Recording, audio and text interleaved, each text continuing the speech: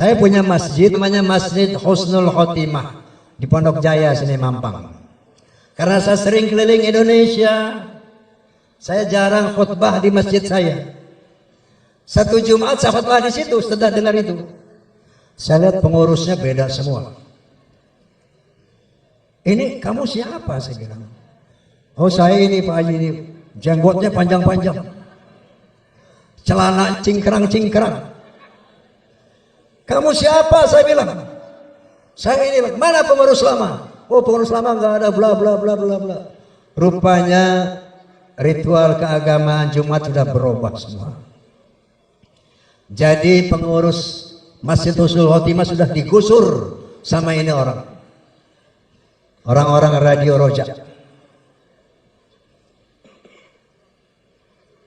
Oke, besoknya saya telepon Al-Maghfurullah Kiai Haji Hashim Muzadi. Tahu? Beliau saat itu sebagai Ketua Umum Nahdlatul Ulama. Kiai, ada nggak masjid NU yang diambil oleh orang-orang Wahabi ini? Masjid saya diambil, Kiai. Ada Bang Haji. Di sini satu, sini satu. Setelah itu saya telepon Profesor Din Syamsuddin. Beliau pimpinan pengurus besar Muhammadiyah saat itu. Prof, ada nggak Masjid Muhammadiyah yang diambil Wahabi? Ada Bang Haji, bahkan satu rumah sakit, satu sekolah saya dikuasai Wahabi. Saya telepon lagi Profesor Tarmizi Tahir. Beliau adalah Ketua Dewan Masjid Indonesia saat itu sebelum Yusuf Kala. Prof, ada dengar nggak keresahan umat?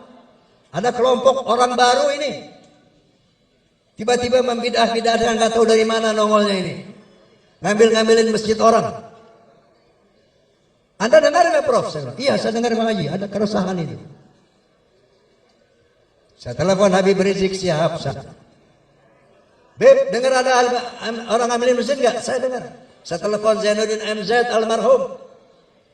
Kiai, Anda dengar nggak ada orang ngambilin masjid? Iya Bang Haji, ini waduh, ini kurang ajar, ini meresahkan ini. Begitulah saat itu terjadi. Pengambil alihan pengurus masjid begitu masif.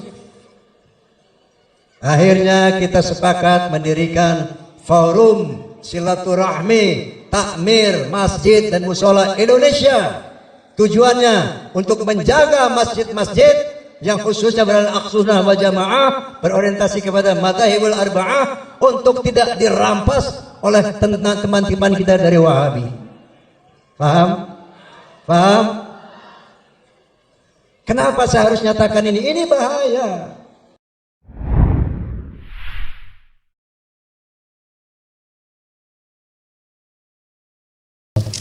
Gini Ustaz, ini lagi agak ramai Ustaz. Jadi ada semacam apa ya, kayak tuduhan gitu loh Ustaz, bahwa dakwah salaf itu adalah dakwah yang suka merampok, merebut masjid, bahkan merebut jamaah gitu Ustaz.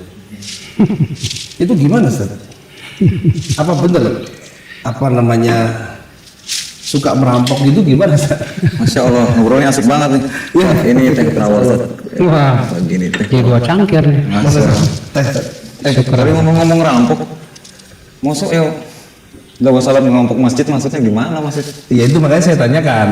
Kan apa ya, saat ini kayak ada isu dikulirkan bahwa dakwah salaf ini merampok suatu masjid yang tadinya apa namanya masjid itu ada masyarakat di situ, kemudian ada dakwah lain yang notabene untuk mereka itu dakwahnya itu asing buat mereka, kemudian dakwah salaf tersebut dikatakan merampok gitu Ustaz. Itu gimana Ustaz? Ya, sekarang kita pengen tahu aja dulu definisi merampok, merebut itu apa sih? Merampok itu artinya mengambil secara paksa kan gitu. Iya. Kita berdakwah tidak pernah memaksa orang kok. Orang mau ikut dakwah kita, orang mau nggak ikut ya terserah. Iya. Nggak pernah kita mendengar ada ustadz atau apapun maksa kamu harus ikut dakwah saya. Nggak ada kan? Nggak ada sih. Orang alhamdulillah kita lihat ikut dakwah salaf itu secara sukarela, memang dari hati. Dari hati. Kalau misalnya ada masjid, pengurus-pengurusnya kok tertarik dengan dakwah salaf, itu dari hati mereka, bukan kita mau merebut.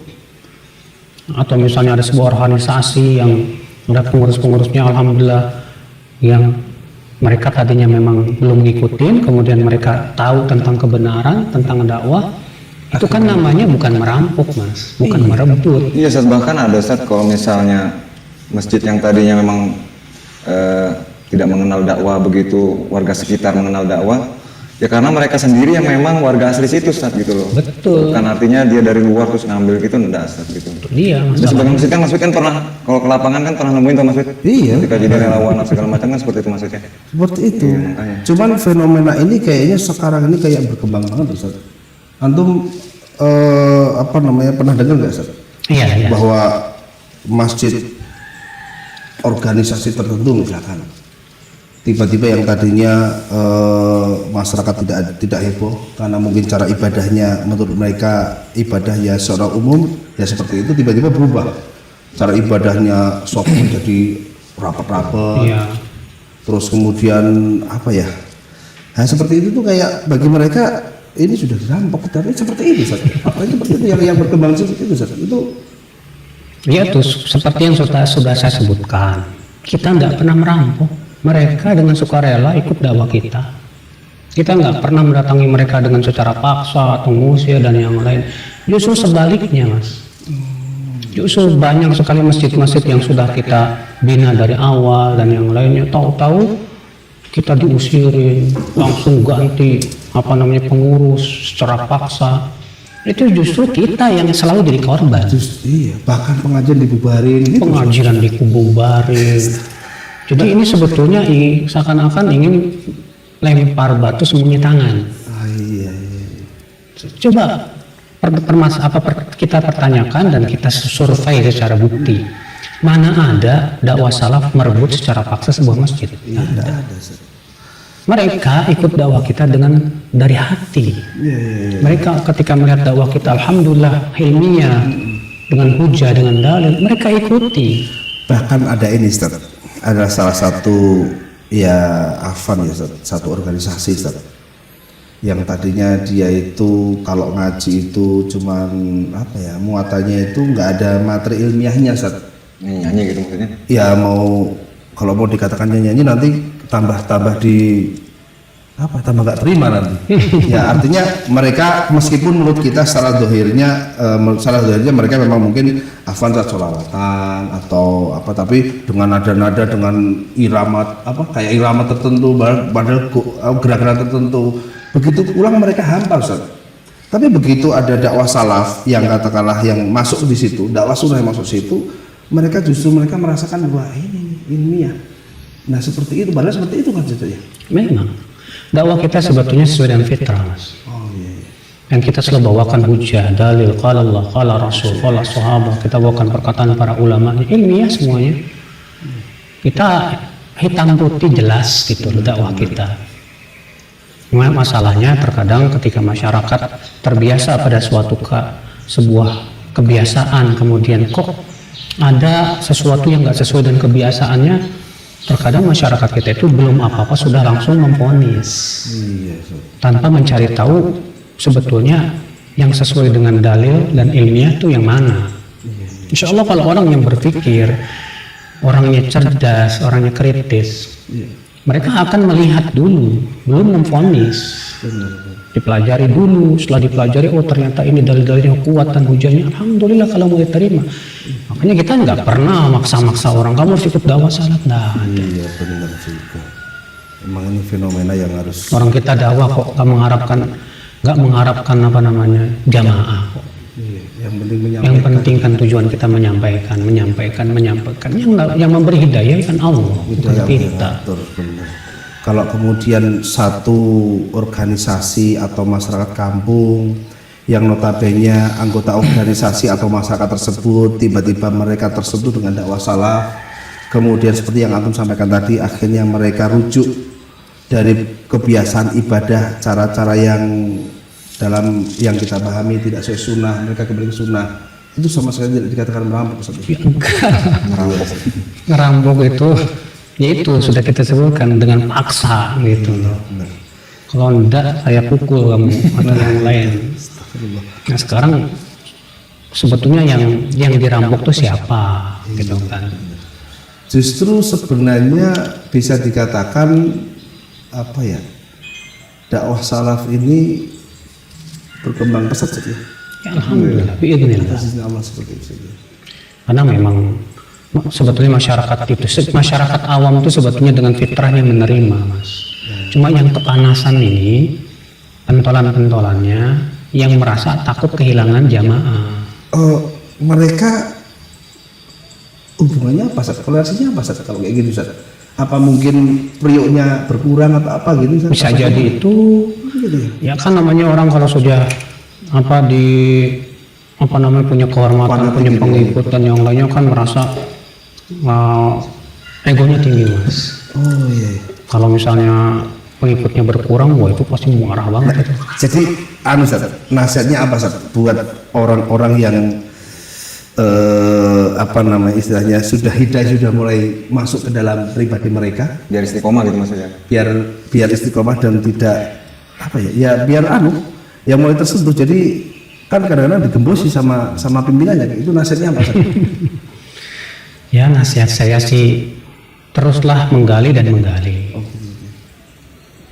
Kalau kita hanya sebatas mendengar orang dan doktrin menyalah-nyalahkan, semua orang juga bisa kok nyalah-nyalahin. Tapi kan yang kita inginkan semua ada dasarnya, ada dalilnya dari Allah dan Rasulnya. Agama itu bukan Iya. kiainya gitu Ustaz ya. Karena kan terkadang dakwah salaf terkenal katanya ini mudah sekali memvonis bid'ah. Padahal sebetulnya kalau kita perhatikan dakwah salaf tidak pernah memvonis bid'ah kecuali kalau ada pendahulunya dari para ulama. Dan ada kaidah-kaidahnya nggak sembarangan gitu kan. Nah mungkin kita yang dianggap berbuat bid'ah terkadang kita sudah baper duluan, Mas. Udah kesal duluan gitu kan. Wah kurang ajar ini sudah menganggap pengadilan akhirat ini. Udah berarti kalau kita ini neraka dong gitu. Padahal kan kita tidak pernah. Kaidah salaf wal sunnah itu jelas kan. Orang yang jatuh kepada bid'ah belum tentu masuk neraka kan gitu. Orang yang berbuat maksiat belum tentu masuk neraka. Bisa jadi Allah berikan taubat kepada mereka. Bisa jadi Allah berikan hidayah. Masalah memvonis neraka itu hukum Allah. Tapi kan ketika ada orang yang berbuat kebid'ahan, kita harus jelaskan dong. Harus Sampaikan bahwa ini perkara yang memang bid'ah. Kita juga berikan hujah-hujah dan alasannya, bukan cuma sebatas dari pemikiran sendiri, tidak. Alasannya begini, kaidahnya begini, perkataan para ulamanya begini. Ya kalau situ nggak terima ya silakan. Kita nggak pernah maksa kok. Hanya menyampaikan saja. Hanya menyampaikan. Dan itu semua sebagai wujud rasa sayang Betul. para ulama kepada Sahih. kaum saat ini. Karena memang sudah kewajiban para ulama, orang-orang yang berilmu untuk menyampaikan ilmu kan gitu, menjelaskan mana yang hak, mana yang batil. Dan sebagai bentuk kasih sayang adalah berusaha untuk mengajarkan orang yang tidak paham supaya paham gitu kan, orang yang tidak berilmu supaya berilmu gitu kan. Nah ini oleh karena itu Imam Ahmad kan pernah ditanya, ya kata beliau, kalau saya diam, kamu diam, semua orang diam, kapan orang akan tahu ini benar, ini salah, ini sahih, ini dhaif dan yang lainnya. Kalau semua kita suruh diam, lama-lama apa yang terjadi? Yang semakin merebak adalah perkara-perkara yang tidak sesuai dengan sunnah. Masya Allah. Alhamdulillah. Faedah pagi nih Mas Wid, Masya Allah. Luar biasa. Jadi intinya tidak ada kata istilah merampok dan merebut, itu semua fitnah belaka. Yang ada justru malah mereka mendapat hidayah kemudian kembali kepada fitrahnya. Betul, sahih. Jazakallah Ustaz. Jazakallah khair. Ustaz, Ya, Ustaz, Masya Allah. Semuanya kita